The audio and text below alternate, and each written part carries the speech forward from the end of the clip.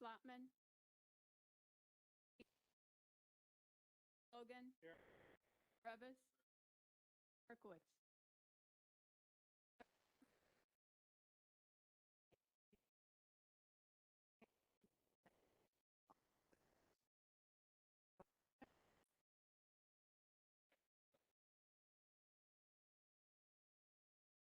Mueller. Yes. Butler. Diaz. Yes. Logan. Yes. Revis. Berkowitz. Yes. Motion carries.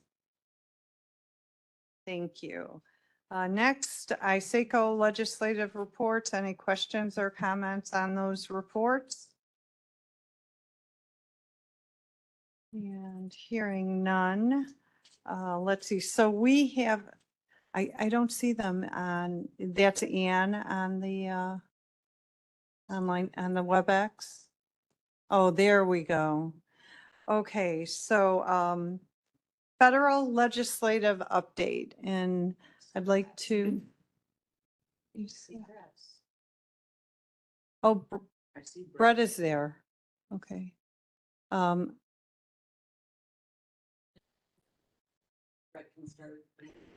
Brett, can you hear us? Can you hear me? Yes, perfect. Thank you.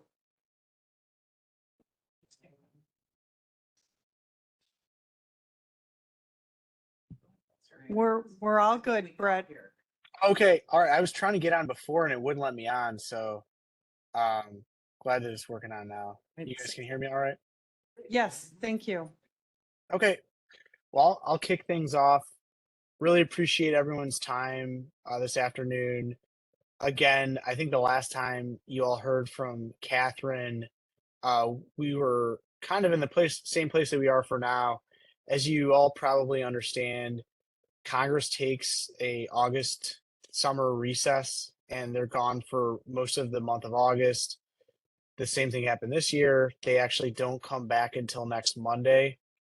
During September, it looks like they're going to try to pass a continuing resolution, which essentially funds the federal government at current funding levels. And there's some discussion about whether they're going to fund the continuing resolution through next year, which would go into a new Congress, a new White House, or whether they will end up passing a continuing resolution through December, which is when the lame duck period will be going on. And it appears that there might be a test vote next week in the House with a longer continuing resolution, but that the Senate isn't on board with the House vote. So I think what we're going to end up seeing is a continuing resolution through the middle of December, when Congress will work to pass their spending bills in a large, they call it an omnibus package, which is most of the bills, or they might break it up into smaller packages. It could be 2-3 of the spending bills voted on in 3 different votes. So we're monitoring that. Outside of that, right now it's a lot of campaigning. I think you all are well aware. I don't know if you have the ads going on in Illinois, but they're all over the place. That with the presidential campaign and many of the congressional races, there's a big focus in Washington on the 2024 election. So that's taking up a lot of the time. There still is, some efforts to pass a farm bill. I think that is going to be stalled. They have an extension that goes through the end of September. That was a 1-year extension that was passed last year. They just have not made enough progress between the House and the Senate to pass a comprehensive farm bill. So it looks like they're going to extend their farm bill into next year, and the next Congress and next administration will be working on that. The other legislation they'll have to work on when they come back, not necessarily in September, but before the end of the year, is the National Defense Authorization Act. That's been moving forward as it typically does. That bill has passed, I think it's about 50 straight years in a row. So they'll be working on that on the House and Senate floor. And then the other piece of information, I think I sent it on was that there's some push on a pilot trucking bill that would allow for larger truck sizes and weights. There have been some groups that have come out against that. I know, Julie, you've indicated that's something you want to keep your eyes on, and the legislative committee wants to keep their eyes on this year. It doesn't look like it has a path to passage, but there has been public pushback on this legislation that was introduced this Congress that would allow for pilot states to have larger and heavier trucks moving through the states. I know that's been brought up in the past, and I think I sent along some information in the middle of August about the updates on that legislation and pushback on that. And with that, that really sums up what's been going on. As I mentioned, they've been on congressional recess, the August recess, so there hasn't been much work done since we reported out in early August to you all. So Brett, thank you for that update. So my concern with this pilot program that they're proposing is this coming through at 1 a.m. Is there any possibility they can push this through when everyone's sleeping and then we're left to deal with the impact of that? I think that the fact that we're seeing these groups coming out against this legislation so early before you would see that kind of activity, which you would typically see in a lame duck portion of Congress, that I don't think that it has a chance of passage. And there is no effort in the Senate to move that. This is strictly a House bill at this point. And so I think that the sides that are opposed to this are really trying to make sure this stays on people's radar and it can't just get through. They worked on trying to do something similar. I believe it was, in 2017 or 2018. It was unsuccessful. And so this is a second go round, but I understand where you're coming from. But it does appear that people that are opposed to this pilot legislation are getting out in front of this pretty early. So I don't see that it has a chance of passage, but we will continue to stay on top of it, can provide any other information for you. If this is something, you want to talk a little bit more in depth, we're happy to jump on a call or provide any other information for you. So one quick question before Dan speaks. Would it be helpful if the Will County Board sent a resolution indicating that we do not support this and we don't have the resources here or the money to even host a pilot program if they were to entertain that? Would a resolution help? Yeah, I think, a resolution indicating your opposition to the legislation would be something that we could share with the delegation to let them know where you stand on this issue. Okay. So if that's something that you could put forward, once that gets approved, that's something that we could ensure the delegation is able to see and understand where you all are coming from. Okay, thank you. So as a note to the committee, let's talk about that. But first, Dan's got a question. Absolutely. Okay, hold on. Let's see. Are you 4 or? 7. Let's see. 7. I'm looking for 7. How do I turn all of them on? Okay.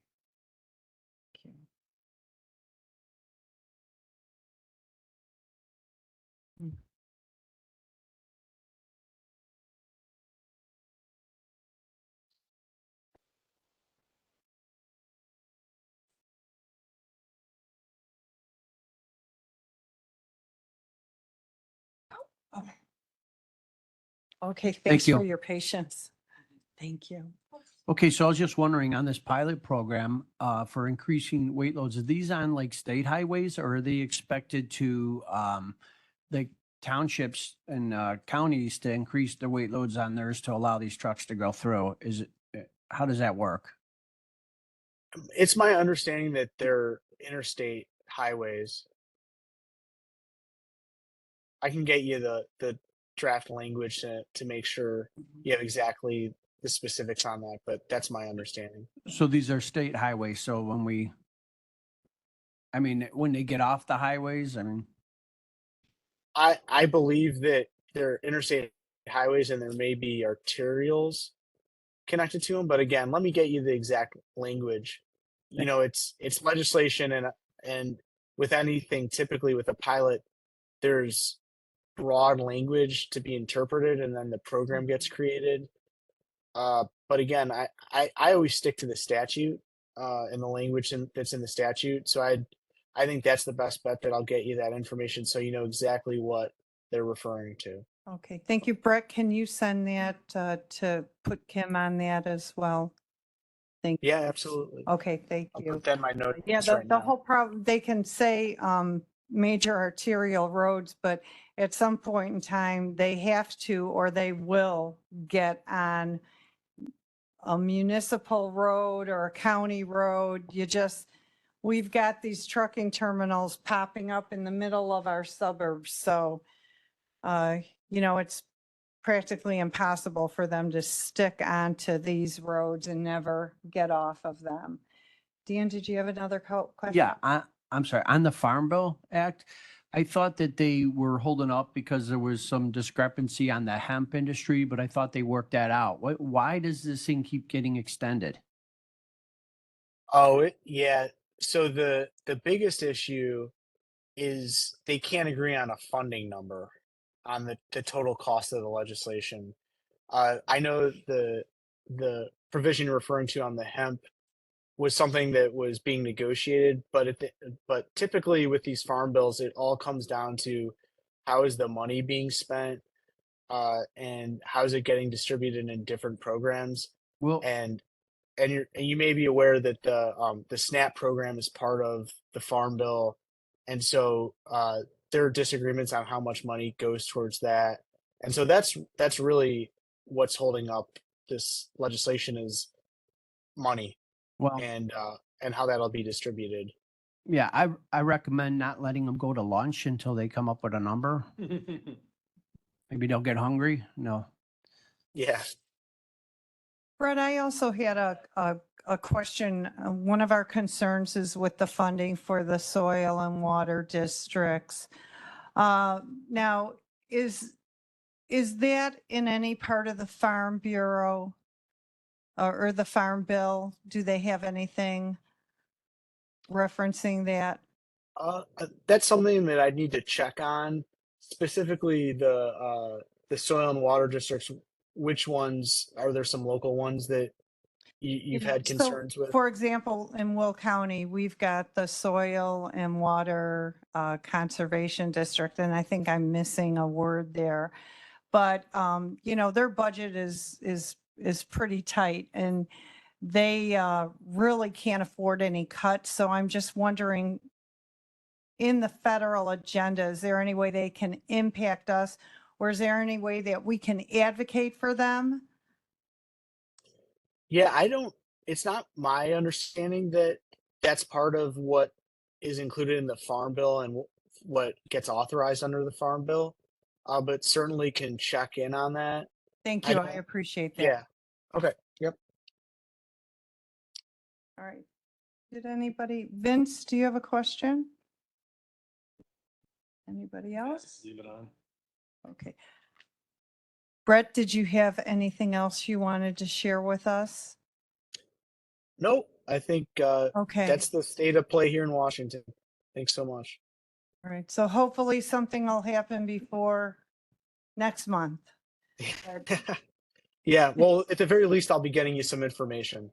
Okay. And we appreciate that. Thank you so much for joining course. us. Have a good day. All right.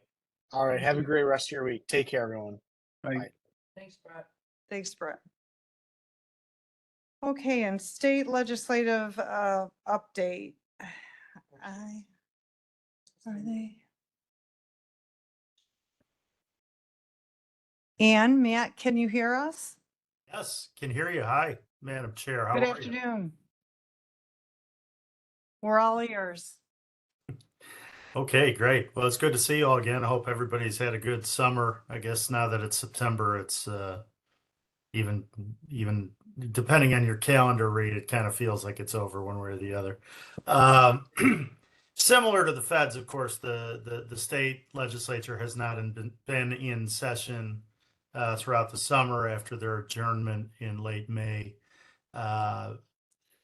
Over the course of the summer, primarily what has been happening is that bills passed by the legislature have been sent to the governor for the governor to have his 60-day review of, and the governor has signed at this juncture hundreds of bills.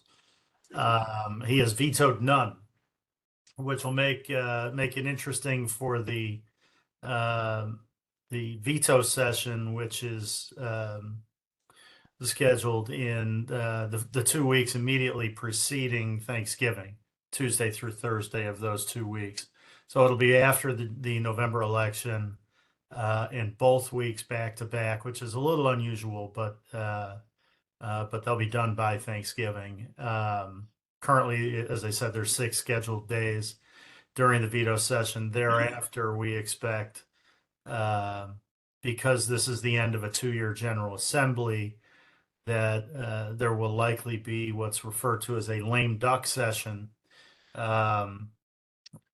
happening as early as January 2nd up to the morning of the swearing in of the new General Assembly, which is scheduled to be January 8th. We anticipate some activity in that. As you know, the lame duck session is so named because you have a number of legislators that are leaving the General Assembly either after having lost re-election or retiring or whatnot. And those members are sometimes more willing to take votes that are a little more politically difficult than those who might face the voters again. So that'll be an interesting time. And as you go through your process of putting together your state legislative agenda, I would encourage that in this cycle, the earlier we can have that product completed, the better. It's not that it's a given that anything that we might have on that agenda will be part of a smaller legislative agenda during the lame duck session. But if it isn't finished, you have no chance. So if you have the opportunity to kind of complete that legislative agenda process, before December, it would certainly be helpful. And obviously, you all have plenty going on as well between now and then, as we understand. But just from a timing standpoint and preparing, the legislative session in 2025 will really start a little early in all likelihood because of that lame duck session. Again, the vast majority of issues won't be dealt with in the lame duck. They will go through the normal process of the spring legislative session. And that is almost certainly going to be the case for your legislative agenda as well. It's just that if there is an opportunity to put something in during lame duck, again, we'd rather have that chance than not. So last year, I think we were much more comfortable with you starting your process later and getting into February. That made more sense for last year's calendar. Might be beneficial if you have the bandwidth to kind of pull that ahead a couple months, maybe by the end of November. Anne, is there anything else you can think of from a state perspective at this juncture? We continue to monitor the State Senate Transportation Committee and its hearings on transit. They're about halfway through. They're planned, I think, about 8 hearings. They started those a couple months ago, planned the last one at the end of October. So we'll see where that leads as the state decides how it's going to help address the regional transit authorities estimated $730 million annual shortfall on top of basically about doubling that just to kind of get up to the level that people expect without even really getting into wish list expansion questions. So we'll continue to monitor that and let you know how that goes. Yeah, and on that point, I really appreciate Ann bringing that issue up because, there's the funding component of mass transit currently, but there's also the governance component of it, which we've talked about in the past, which is trying to navigate and figure out the best way to administer CTA, PACE, Metra. There is a lot of criticism of the current structure in law as to how these are governed and who has responsibility. And part of what we're going to see is potentially a bit of a fight about who has the authority to control all of those transit dollars. And as we've indicated before, as the suburbs have, have an RTA vote. Suburbs have authority at Metra and PACE. And, if that's all consolidated under one governance structure, you run the risk of being in a situation where these important transit services that you need, but also that you pay for, that you perhaps don't have the level of oversight authority that you may like on behalf of your shared constituents. So that's something to continue to engage with your state legislators about and ask them to, protect Will County taxpayers by standing up for Will County governance in transit. But something also, I think, to contemplate as you put your legislative agenda together for next year. Thank you, Brett. Steve, you have a question? Let's see.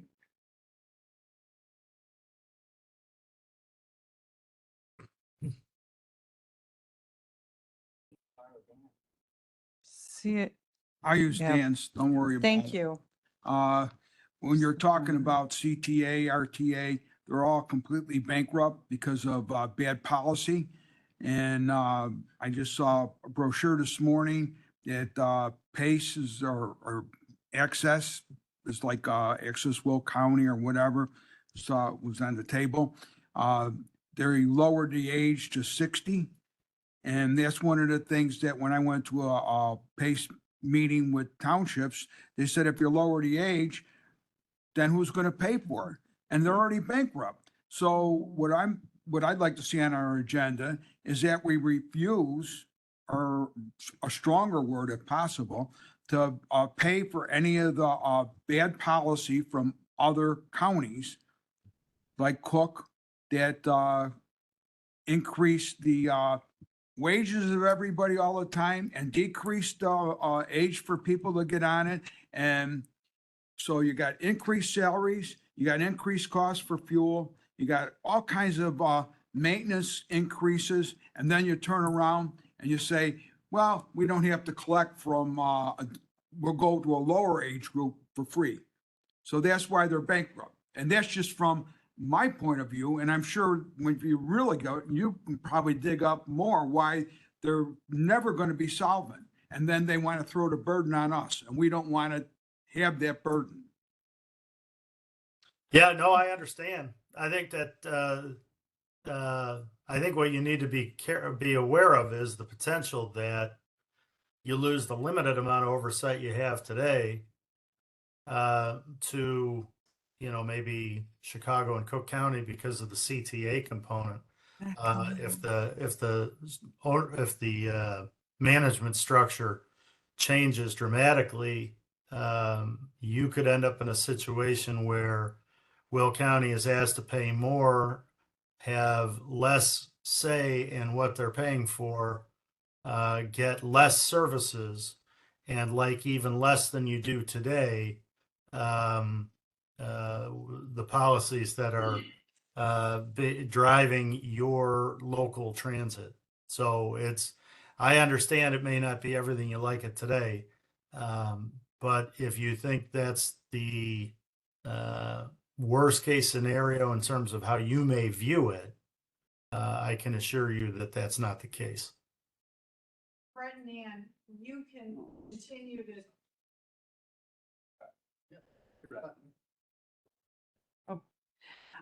So Brett and Ann, you're able to communicate our concerns even through this period of time, correct?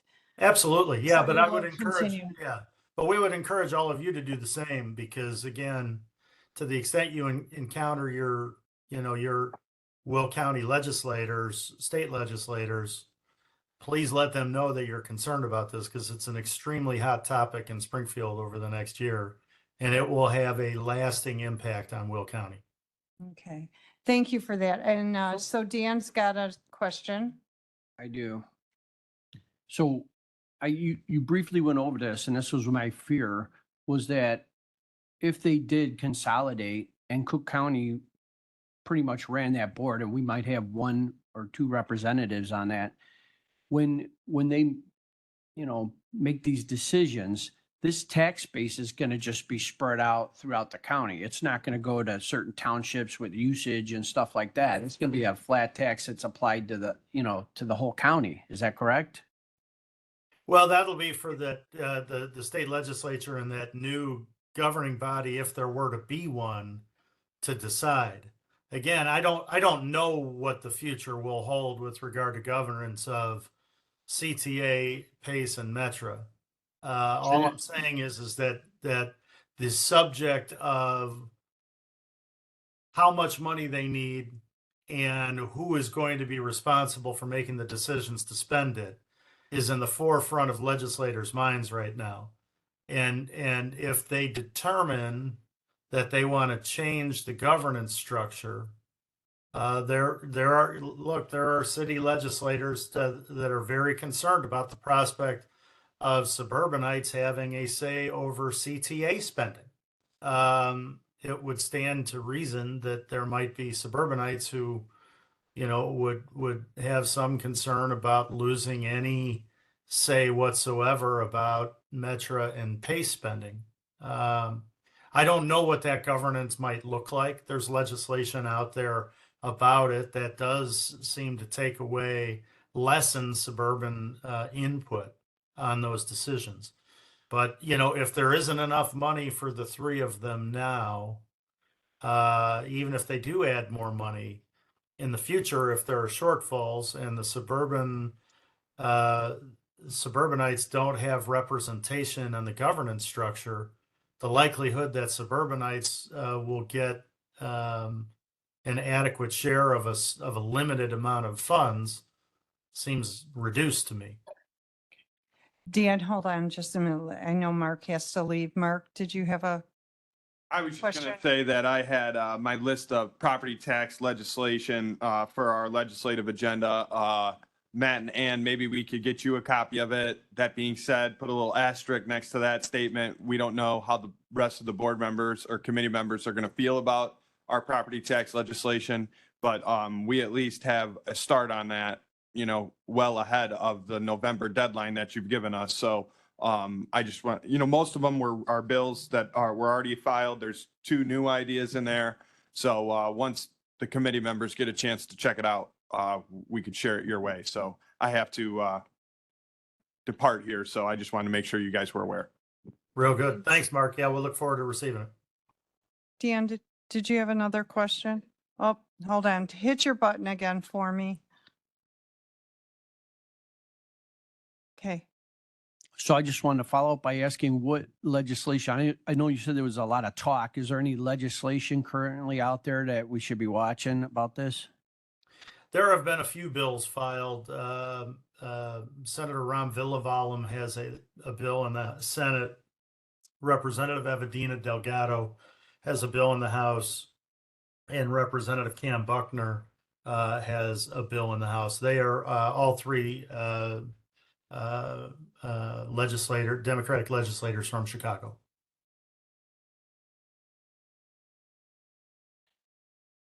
I guess, should I email Kim to email Matt to get the copy of those bills so that we can follow and see what's going on? Matt, can, County Board Member Butler is asking if you could provide us with a copy of those bills. Could you send those to? Yeah, we'll Kim? get you the bill numbers and the ILGA. Okay, thank you. .gov. Yeah, no problem. All right, thank you. And then she'll get it out to the committee there. Okay. Does anyone else have any questions? Well, I think we're good with the questions, and I appreciate all your advocacy for Will County. And yeah, every chance you get, tell them no more big trucks. No, we've really, our neighborhoods are really struggling. It's just that whole truck terminal business has exploded, and we're seeing it in many different ways. So we just haven't had time to prepare for it or even address it. So thank you very much. All right, You're so welcome. Yep. Take care. we can talk through email on the items you're going to provide with us, and then we look forward to your next update at the next legislative meeting. Thank you. That sounds great. Thanks so much. Have a wonderful day. You too.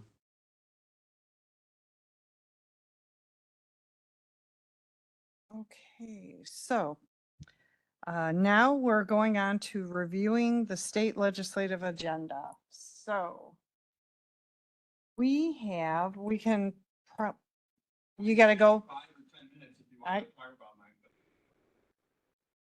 Well, we haven't had a chance to look at it, so I just asked Mark, gave all of us this information.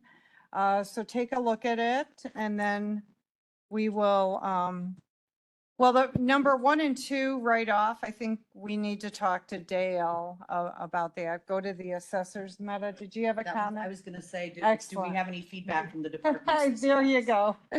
Exactly. But I did run that one at least. Okay, go ahead.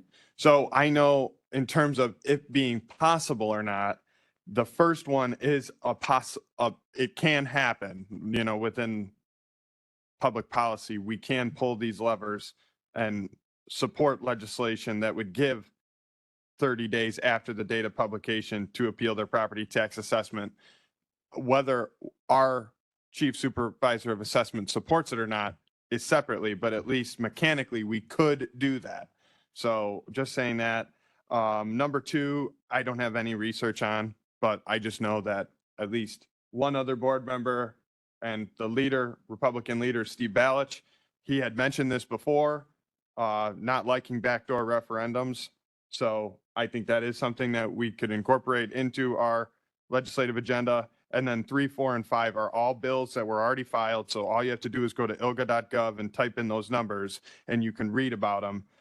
The number 3, House Bill 1074, there's every year a large amount of legislation from multiple different lawmakers gets filed to raise the income limit for the low income senior freeze exemption. It's kind of like done regularly. And then at some point they say, okay, 65 is too small of an income. Let's boost it to 75 or 85. So And this is just those one example. Bills you're referring to, they were done for only certain counties and not statewide? No, Is there- these are all statewide. So like they just, lawmakers can file bills for any reason. So this is just a very popular idea that gets filed and repeatedly filed frequently by different lawmakers. So this is just one bill number associated with this idea, but it's very possible you could go on there and find other bill numbers of different legislation, but it's the same idea, maybe just a small little change. Same thing with number 4, legislation to limit your assessment increase. So, some say 101% of last year's. There's a whole mess. It's an idea that is filed regularly because it's a common problem. But just for us, we wouldn't say we would support House Bill 4716 or House Bill 1074. We would just say the Will County Board or Legislative Committee supports legislation that would limit assessment increases, or the Will County Board would support legislation to increase the income limit for the low income senior freeze exemption. And then number 5 is a pretty big and complicated piece of legislation, but it would basically give grants to school districts for them to lower their property tax levies. It's used by the money, it's funded by the money. The grants are made with the money that we save on pension payments through the restructuring that happened in previous General Assemblies. The idea is comes from a bill that was filed by former Representative Mark Batnick. I know that it does have some bipartisan support, but it hasn't moved anywhere. It would radically change how we fund education in the state. It's a massive change to government. I don't think that there's any real momentum behind it, but everybody always talks about the schools taking up most of our property tax bills and how the schools are the problem. This would try and speak to that and solve it. So Mark. I know we're in the regarding- early aughts. Everybody should look these up. Yeah, regarding number 5, great point. However, we don't set the levy, and the levy is what's on our tax bill. The school board. Now, we could issue, if the board feels they'd like to issue a resolution expressing our support of this, but we have no impact as to the property tax levy for the school district. So We don't have any impact on any of these. These are bills that we're telling our lawmakers that we want them to support. Our lawmakers can create this program, which would give grant money from the state to local school districts, not just in Will County, but in all counties. That grant money would then be used, whatever amount they receive in a grant would be subtracted from their property tax levy. So it's just an idea. This isn't anything that the Will County Board is going to be responsible for executing or doing. It's just state legislation where the state would give grant money to school districts across the state that they would use to lower their property tax levies. well, thank you for giving us your ideas, and we'll, take a look at that, talk about it a little bit, and appreciate it, Mark. Have a good day today. Dan, let me turn you back on. Okay, Yeah, so I just want to say that those are some good ideas. I'm definitely going to look these things up. And, I think I think being an advocate for our people by, talking to our legislatures is always a good idea. And we could, try to lobby some more people to get on board with some of this stuff. I think they're good ideas. okay, great. Thank you. All right, so I've opened up our draft agenda here that's attached. Let's see. So for Health Department, got a pretty lengthy email, and we haven't had a chance to talk about it, from Elizabeth Bellata. So I think, That's why you're here today. to talk yeah, about okay, well, I'm gonna have to print it then because. it. It should be attached to, is that attached to your? Let's see. Will County, oh, that's what I opened up. Okay, awesome. All right. Did everybody see item A, which is on the agenda? Someone on the line that's supposed to be speaking? Oh, okay. I thought I saw somebody on the line, like a woman that was on the, Okay. did she speak already? All right, so I did look at this and read it through. I'd have to reread it again, but some of this is, I think, for federal versus state. So I guess we can go paragraph by paragraph then. All right. Let's see. Has everybody got it open? Let me go back to it. Oh, we don't have it on the state. We doing state, right? Or federal? Okay. So the first page, take a moment to read it and then let's talk about it.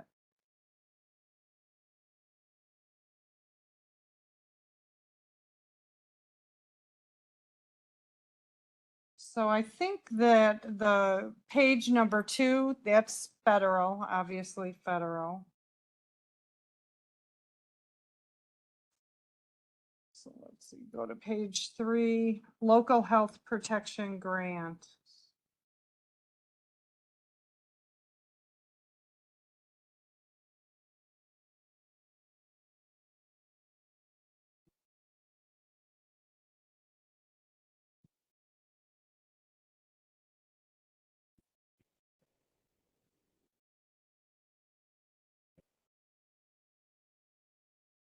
Oh, wait, I Okay, got so it. right here. basically, I don't need one. in the first paragraph, the health department's asking that the county support restoring the $5 million to the LAHPG and provide additional funds to avoid layoffs for health department staff and that threaten public health throughout the Illinois.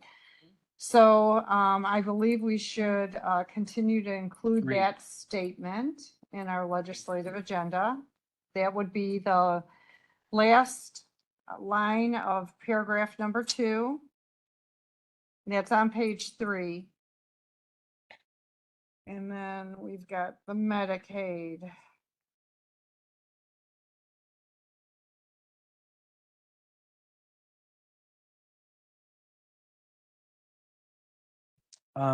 Can I address the local health protection grant? Yes. I would, before I would be on board with this, I would really like an answer to why, or let me just say not why, let me just say that I would like to see that there be a public health warning for fluoride right next to PFAS.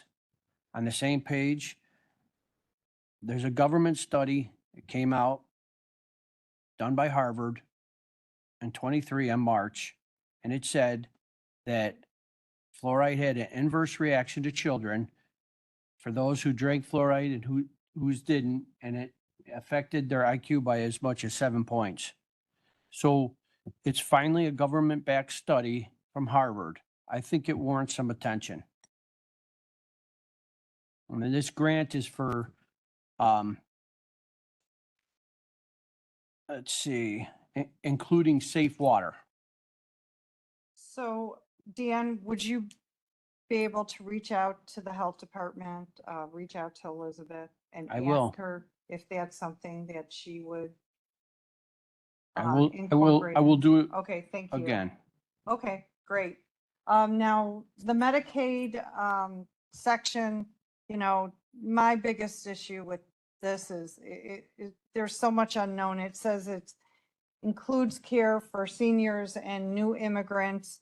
You know, I've been told we have no idea what the status is for people who come in, who come to the health department. I know that everybody gets coverage, whether they can pay or they can't pay.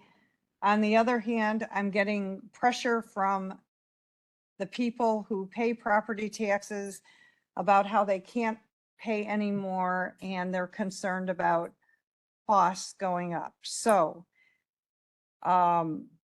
this just seems like there's a never ending, you know, we just have no ceiling on spending. And I know that, I don't know, maybe if you're not a legal immigrant, can you get Medicaid if you're page 3? Yeah.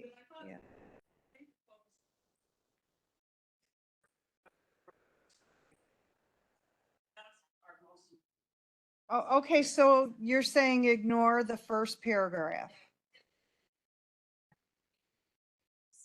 Can you come up to the microphone, please? Thank you. I have to try to turn that microphone. If you could hit the people button there. Okay, thank you. Good afternoon. I'm Denise Bergen. I'm the Assistant Executive Director at the Health Department. And I know that Medicaid for immigrants and for our senior citizens, these are hot topics. But as an FQHC, we are mandated to What is treat. that? I'm sorry, we're a federally Thank you. qualified health center. We receive federal funds from the Department of Human Services. And through those federal funds, we are required to treat whoever walks through our door, regardless of ability to pay. So when the state had coverage for our immigrant population, that was a funding source for those services that we provide. If Medicaid does not support that funding or pulls that funding, then we would be supporting that out of other funds. We would be charging our minimum fee of $25. But again, if they couldn't pay that, we would treat them no matter what. We cannot turn them away based on ability to pay. So how much, what is the dollar amount of federal funds that we receive from the FQHC? From the program? FQHC, our grant is about $2.1 million. 2.1 million. That is correct. And we cannot Okay. identify, and I know we do get this question, we cannot identify our illegal immigrant population because that is not a question we are allowed to ask as So- an FQHC. You're not allowed to ask. That this is question. correct. We cannot ask their immigration status. Okay, so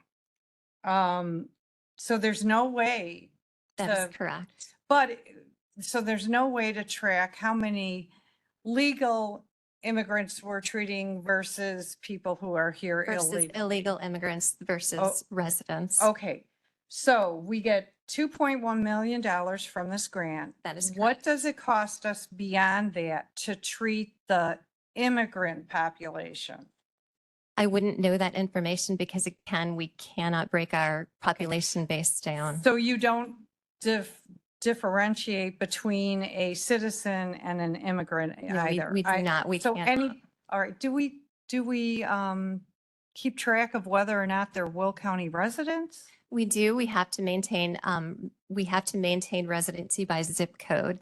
Now, if someone comes from another zip code within the county, say Grundy County, DuPage County, Kankakee County, we treat them as well.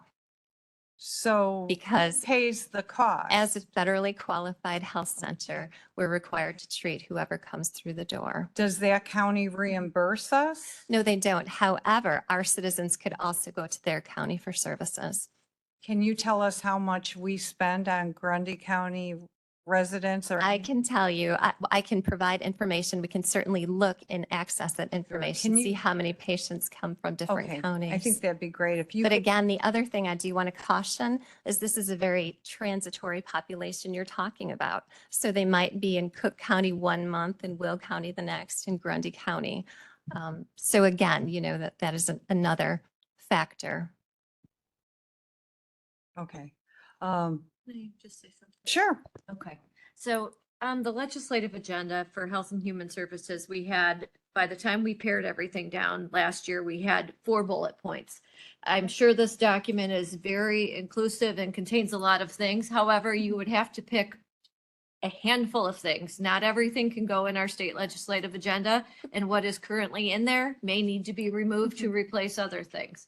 With So res- therefore, I don't know that we need to get into the dollar amounts that are being spent. The question is whether or not the health department believes that supporting the Medicaid and the 340B program is a priority for them. That's where we need to go with this. Okay, so currently looking at, that. Oh, no, you're fine. We're going. looking at the way off document. base here. Looking at the document before you, we did provide state and federal within the same document. With respect to the state, we are looking at local health protection funding. This is funding of our core programs. We received an increase of 5 million last year for state fiscal year 24. They took it away for state fiscal year 25. Across the state, all health departments are looking for that renewed funding. The other thing to consider is looking at the state of Indiana right next door. They receive 150 million statewide for those services. We receive 20, just over 20 million this year. So we are advocating for local health protection grant funding to support our core mandated services. Okay, so that's the first paragraph Yes. of our existing. Absolutely. So what you're asking us is, we would amend this to say we support restating the LHPG funding Mhm. and then also an increase, correct? Right. We support restoring the $5 million and providing additional funding. Okay. Would you be willing to send us that statement? Certainly. And we will then replace that first paragraph. Well, you're replacing the first paragraph with what? The second paragraph in that, second sentence in that paragraph? With the, Denise indicated that that funding was removed, so they would like it reinstated. Mhm. And then the increase, you said was, 1.5 million? So Was that? that last sentence in paragraph 2 is accurate. The county supports restoring the $5 million. We support that. And then we're also looking for additional funding. And I believe that is covered and provide additional funds. All right. And we don't have a specific dollar amount, but we want at least the 5 million back. All right. So if you would like to condense that a Sure. little bit, be very specific. One sentence if possible All is right. perfect. And then that will replace that first paragraph. Okay. Okay. So I have one other question. So, can you give us the total number of people, both immigrants and seniors? And then could you give me the number for seniors? This is not included in that paragraph. I'm just asking. You're talking about the FQHC and the services we provide. Is that correct? That's right. I could get you that information. I do Okay. not have it off the top of my head, but I could certainly provide our number of patients breakdown by age. Thank you. You're welcome. All right. And then the second paragraph for behavioral health professionals, any update or changes to that one? You're asking for additional state funding to hire and support behavioral health professionals. So what we're looking. Does that, Need to turn. oh,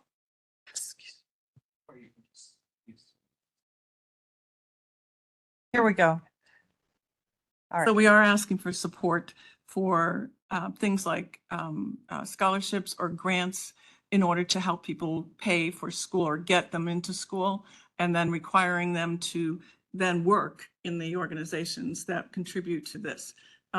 We are in extreme, I'm talking extreme shortage of workers.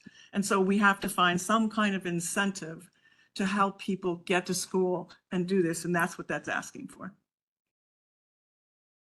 You're shaking your head, so you're agreeing with me. I like that idea. Makes sense. You can get people motivated who care about it.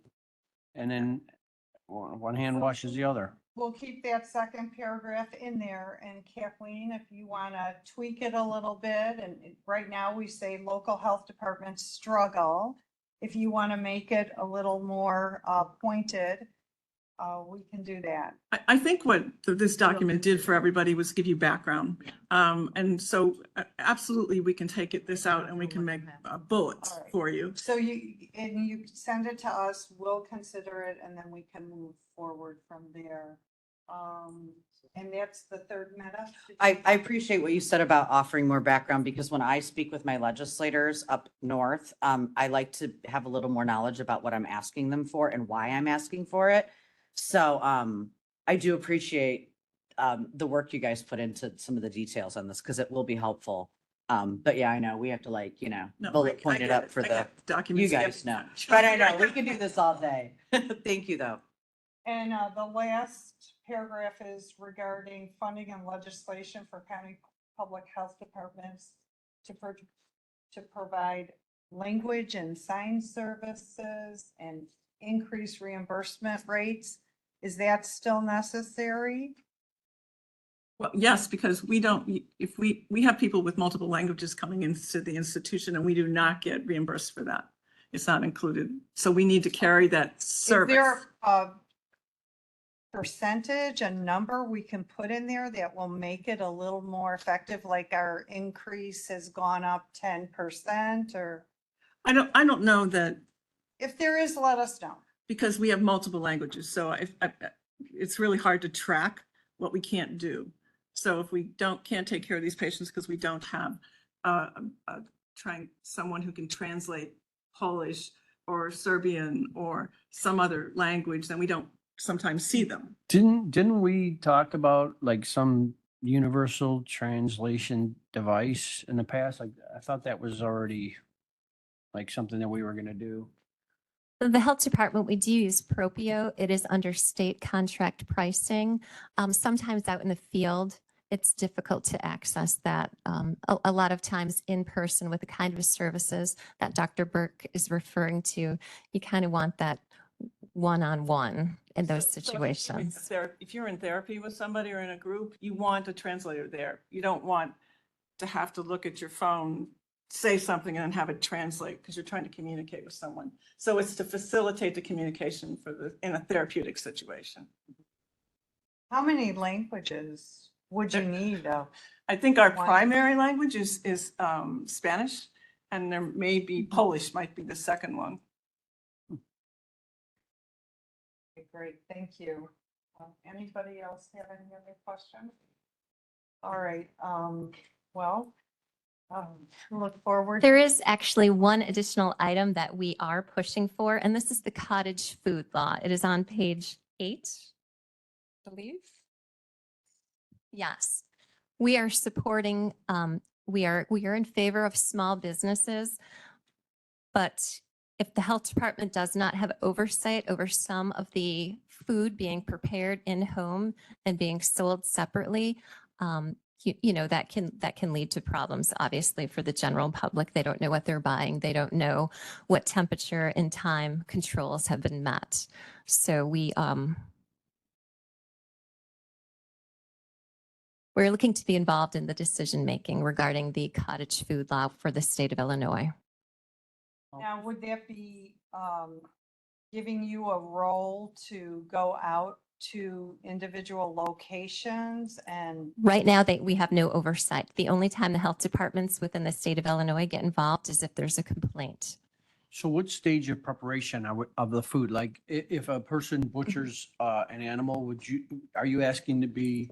Now, that is very specific. I apologize. Finance is my area, so I cannot even pretend I know anything. Because this is an issue, Yes. okay? So we have these people that every once in a while, they will butcher animals and sell them on the internet. Really? Yes, it's referred to as the slaughterhouse. So this is a very key point. And I in believe one of your my towns. slaughterhouses fall under the FDA or IDPA. I don't know that it is technically a slaughterhouse, but I'm Right. asking, Mhm. are you talking about just like meal preparation, like when you buy the meat and you Mhm. prepare it, is that as far as you're gonna go? Or do you go to actual, like when they prepare the meat without a license? There are a variety of businesses that fall under the cottage food law. It's typically small businesses. We are just looking for more oversight, rather, be proactive rather than reactive. We don't want to be involved when there's a complaint. Yeah, because right now with this, there is no health department involved in it. And Exactly. a lot of people are concerned because they felt like this should, because they have animal waste and, how they getting rid of it and that sort of thing. And it's a big gray area.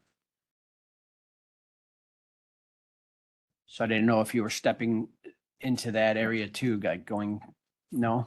We're Okay. not going into the slaughterhouse. Someone's got to. Yeah, I know.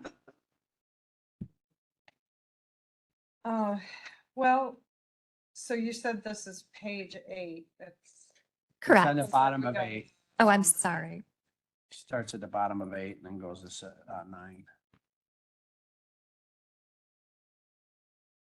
So are we having an issue now that you feel you need this?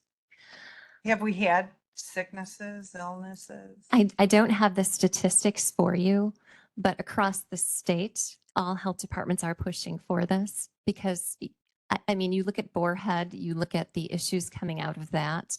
It is important to have oversight. Again, we would like to be proactive to make sure that the establishments practice good food handling, good temperature control to prevent any issues rather than call the health department in after when there's a complaint.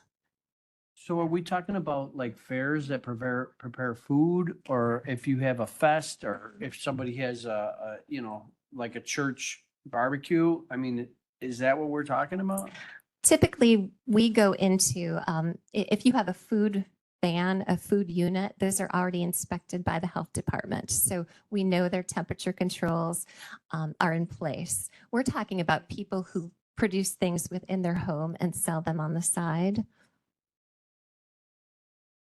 Well, that's so vague though. I mean, what if they're not a corporation? Then you can't bake cookies for a raffle or? No, I don't think that's what they're talking about. We're talking certainly for things like that, fundraising events where people are donating, that's one thing. But if you are selling things out of your home, then, you know, we would like to provide the people buying it with a little bit of assurance that temperature and quality controls have been followed. So if somebody is going to sell cookies and package them from their home, that's what you're talking about. But Yes. you're not talking about if a church wants to raise money and have a barbecue. We are not talking about that because most of those churches, those kitchens are already inspected. We know what their facilities are like. If that makes sense. I'm sorry. I'm getting in the weeds. So an example of this would be, there's a cupcake maker in Lockport that had to close down, and she had a storefront and a kitchen that would have gotten inspected. Well, now she's doing it out of her home. So what happens then? What happens to, because it's a product that is being sold to the community. And so they're asking for some kind of oversight to make sure the kitchen is made as clean, whoever's cooking isn't sick, that gloves are worn, and I'm not, this is not my area, but these are common public health rules when it comes to food. My question would be then, why is that not regulated under our ordinance that allows for this? That they have to come to you and get a permit and pay a fee. So why would it not be regulated under your permitting process? Right. Our ordinance follows the FDA food model. And I believe at the time it wasn't covered in this. The cottage food law is something new that they are working on under the state of Illinois. So the FDA is working on this. The IDPH is working on it, Illinois Department of Public Health. So we are pushing for that oversight to be in place. Well, this to me, this is an interesting conversation. I know they eliminated our bake sales at our municipal band concerts because it's now dangerous. It's been done for decades and everybody looks forward to it. And it was a fundraiser for a nonprofit every week. And now guess what? Can't do it anymore. And the entire the entire city is so upset. I believe that was because of COVID, that they No. changed the rules a lot. You have to have Well, things it just prepackaged. happened this year and everyone's like, wow, this is, been going on. It's a tradition and we can't have it anymore. So If there are issues concerning this, we can certainly have our environmental director come forward and he could truly explain it much better than I am doing. could you have him send us send that to Kim and then we can talk about, she'll share it with the committee.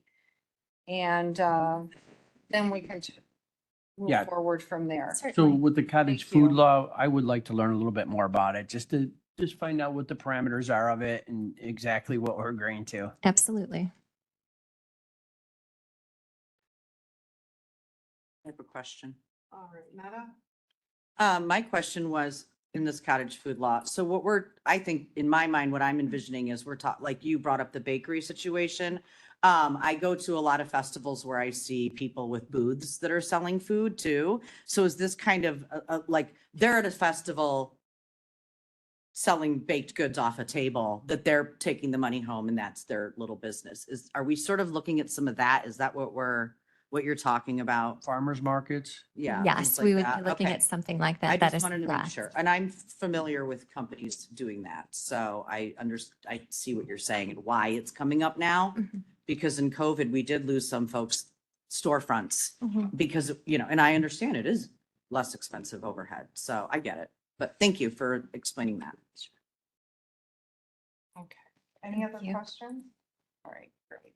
Thank you for your time. We Certainly, appreciate thank your you. time. Paul. All right, so let's go back.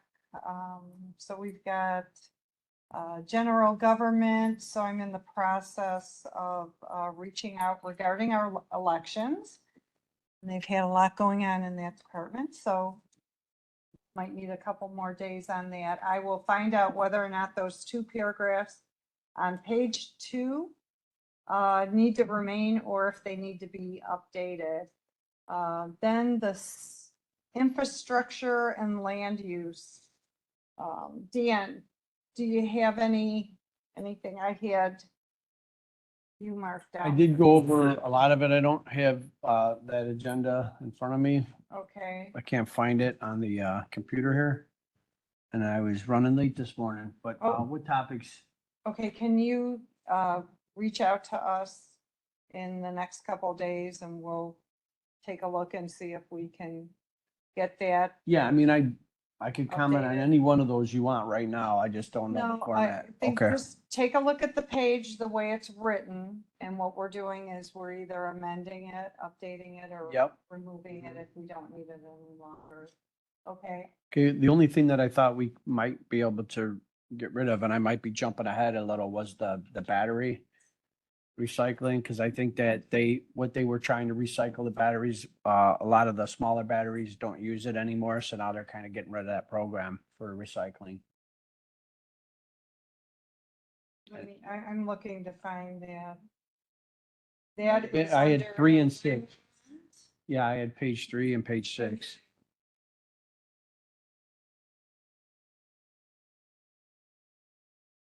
So I talked to So- Marta and So what are the changes you want to that? well, just the whole single battery thing is, I think it's done. You know, they stopped putting the dangerous stuff in the single-use batteries, so they used to go down to it used to be the bigger ones and the smaller ones, and it went down to the little batteries, and now they're not making them anymore, so they don't need to do the special collection, I guess. Okay, you're saying we don't need to, but the question is, do we? Do we still do that? Well, the need for it is there because it had materials in there that they didn't want to put in the dump, but now they don't put the materials in there anymore, so the program's not. Right, I hear what you're saying, but if there's still products out there and they are using those batteries, if Will County is still accepting this program. I'll it's tell you still- what, You can reach out to I will them. reach out to you on that. All right, because we need to know if we still have the program, then it still exists. All right. And did you also find out anything about composting, the composting initiative? How do you Well- guys feel about that? Do you still? I haven't read the composting initiative, but I like Okay. composting. I like so- composting, yeah, do too. Haven't read it, but I mean. it's- yeah, I think that should Compost, stay so in there. I would recommend that stays in there. I'm a All fan. right, well, send us in the next couple of days your notes about that. Mhm. Then we can kind of, so that would be regarding environment. Awesome, thank you. All right, so veterans, VAC, looking at that.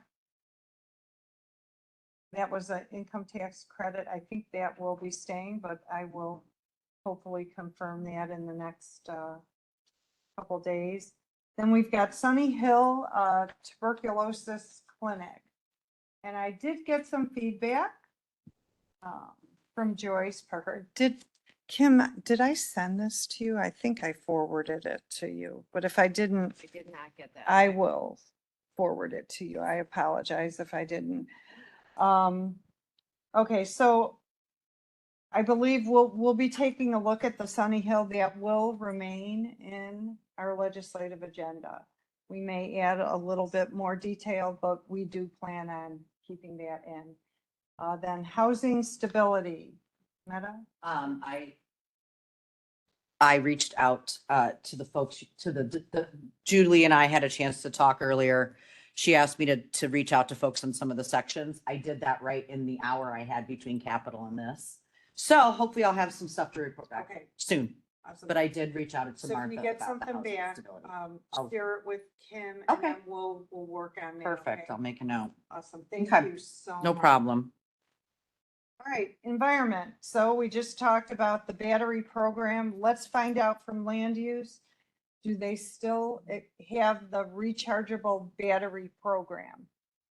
Because if they do, then that's still, that concern is still there. Composting, I think we agree with that. Water resource plan. Did anyone go to the water? Janet did, and she sent me a link of everything. Okay.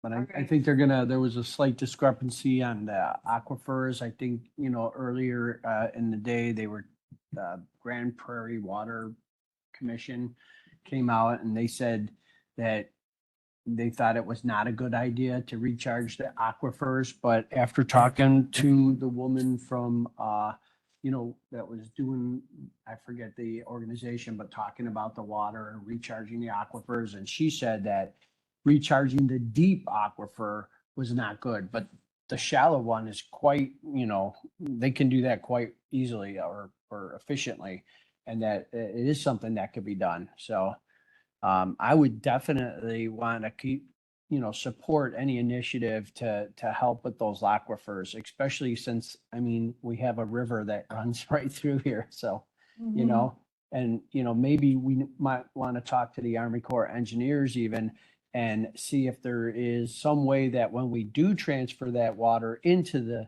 shallow aquifer, that the PFAS be removed from it. And I think that was part of the plan that they had with the, to recharge it.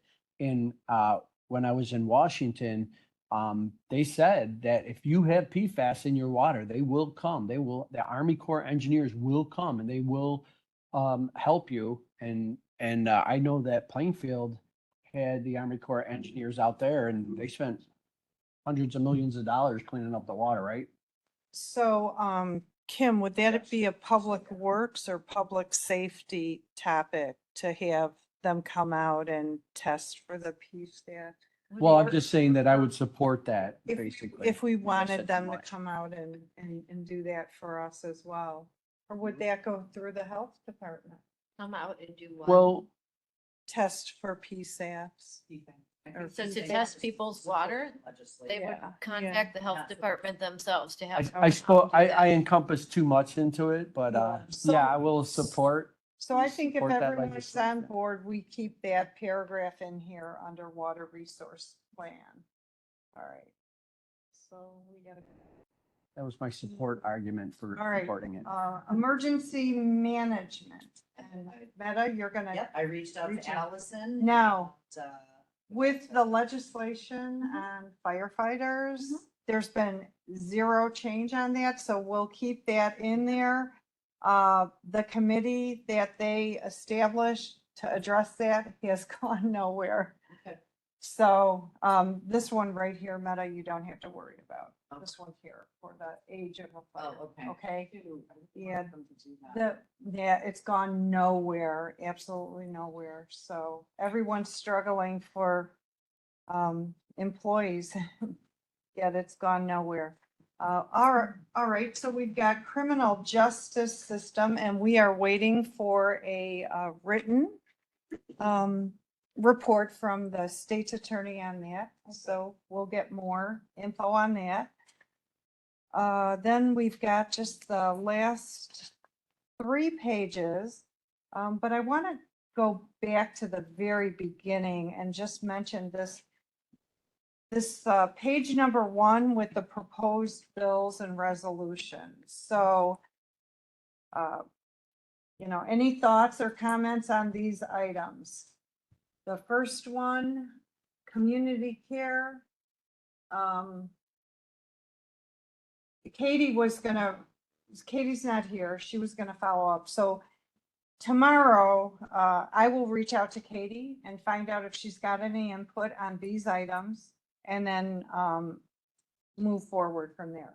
I'll Okay? read that over and let you. Yeah, and then I'll give Kim all of my notes, whatever, and then hopefully before the next meeting, we can talk about each of these items on the agenda and get more towards where we're working on the final version, okay?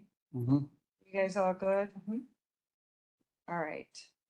And then, last but not least, we had an email or we had something submitted by County Board Member Logan. And where is that page? Vince, it's hiding on it. We lost it. Oh, we didn't get it printed out. Okay, that's where I saw it. I thought I got a printout though. Somewhere buried. Okay. So did you get a chance to read this, Deanne or Meta? Now, the first one I like, but here's the thing. That requirement would not necessarily be a county function. So what are your thoughts on that? Oh, hold on, sorry there. Okay, Vince. All right, so I inquired with the state's attorney and she said that we cannot do that countywide. Actually, we can't do any of these countywide.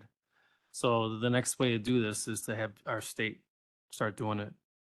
And we could consider. if I've already talked to, resolution to support it. correct, I've talked to 2 senators and like 5 reps on both sides of the aisle and they like all of them.